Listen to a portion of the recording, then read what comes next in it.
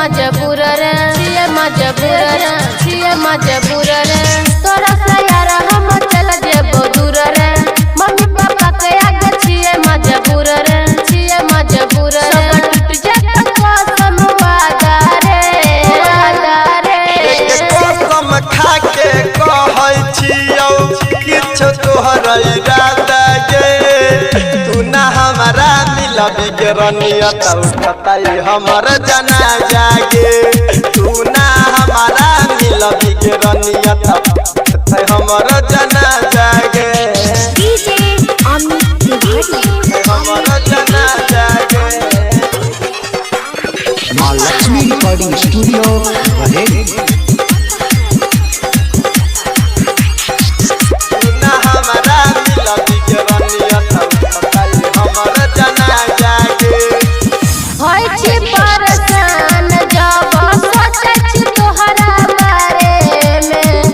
तोहरा से दूर जाके रहब न हम ससुरारे में ये अपना दिल से हमारा जान तू निकल के जबही ये हमर सोचल पूरा सपना उजर के जबही ये हमर बसल तू दुनिया उजर के जबही हमर टेंशन ली है हमर राजा एक कसम खा के कहै छियौ किछो तोहर इरादा गे तू ना हमारा मिलबी के रनियत उठतै हमर जनाजा गे तू ना हमारा मिलबी के रनियत उठतै हमर जनाजा गे डीजे अमित तिवारी हमर जनाजा गे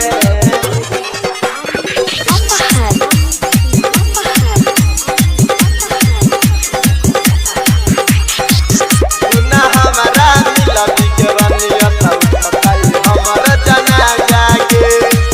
सपना देखै छी राइटर गुड्डू के बारे में हमरा न मन लगै छै जाके ससुरारे में अपना चनदू के सीता भूला के गेलही तो ओकर जिंदगी में अगिया लगा के गेलही गे हमारा जिंदगी में अगिया लगा के गेलही ऐसन बात नहीं बोले खैब जहरा बारे एक कसम खा के कहै छियौ किछो तोहर इरादा गे तू ना हमारा मिलबी के रनियत उठतै हमर जनाजा गे तू ना हमारा मिलबी के रनियत उठतै हमर जनाजा गे।